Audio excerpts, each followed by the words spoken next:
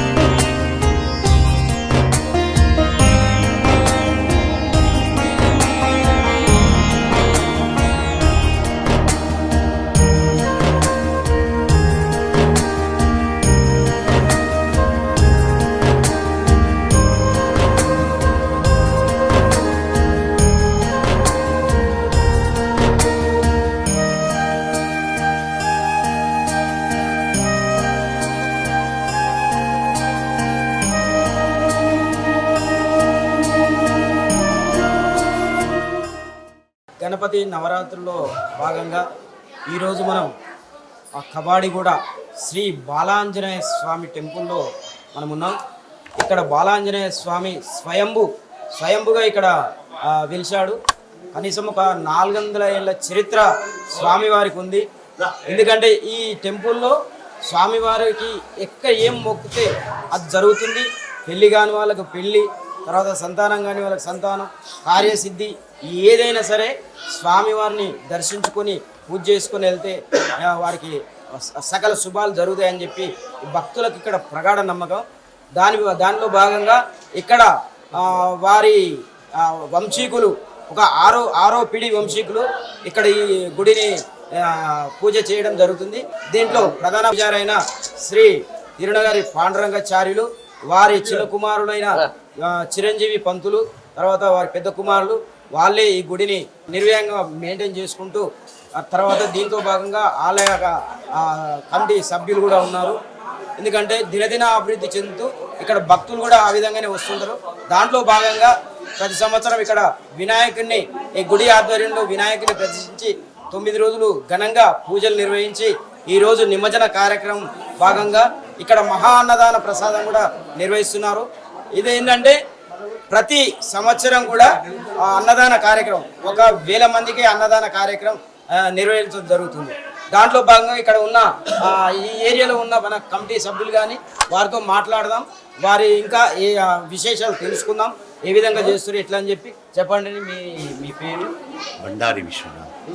ఈ కార్యక్రమం చాలా బాగా జరుగుతుంది. ఎవ్రీ ఇయర్ కూడా అన్నదాన కార్యక్రమం కానీ ఇంకా వేరే కార్యక్రమం కానీ ఈ టెంపుల్కి వచ్చిన వాళ్ళు చాలా సంతోషంగా ఉంటారు, ఆరోగ్యాలతో ఉంటారు.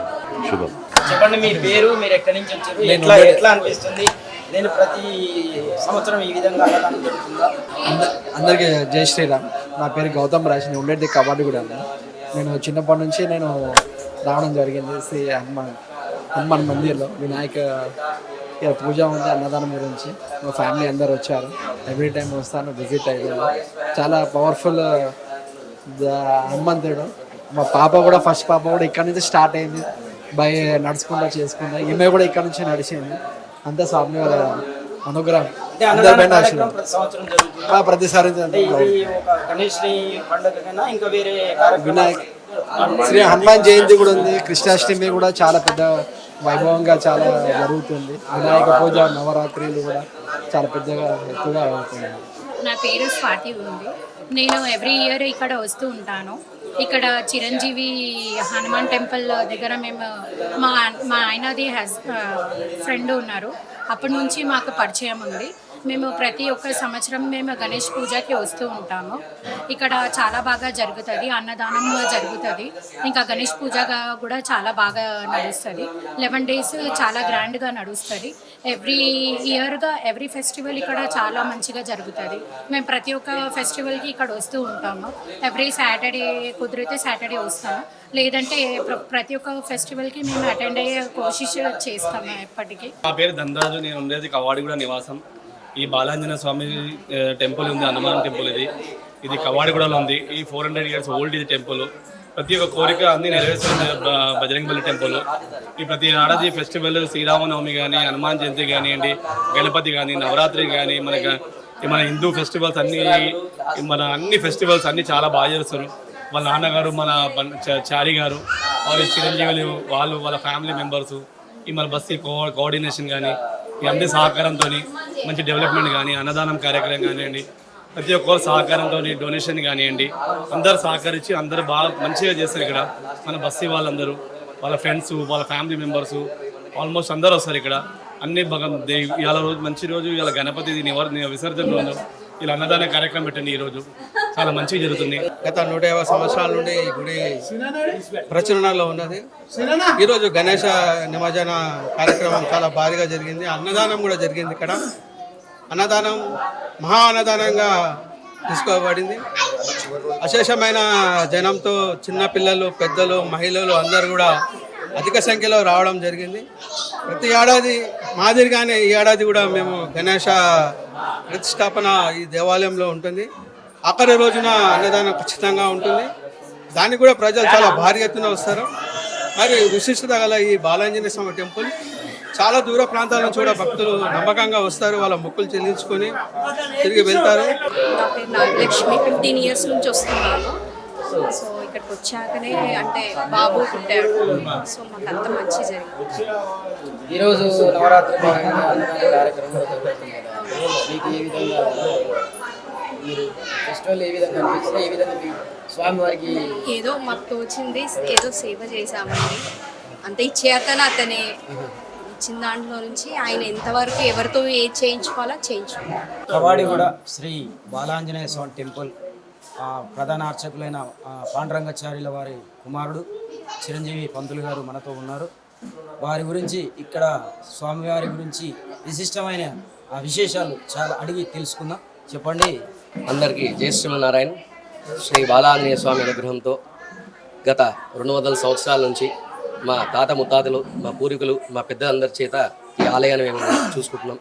గత 10 సంవత్సరాల నుంచి కూడా ప్రతి పండుగ కూడా విశేషంగా అన్ని శుభ పండుగలన్నీ కూడా మన బాలాంజనేయ స్వామి ఆలయంలో అందరు పెద్దల సమక్షంలో, మా గుడి మెంబర్ల సమక్షంలో చాలా వైభవంగా జరుగుతున్నాయి. అదే విధంగా రాబోయే కాలంలో కూడా ఇదే విధంగా జరగాలని మేము మనసారా కోరుకుంటున్నాం.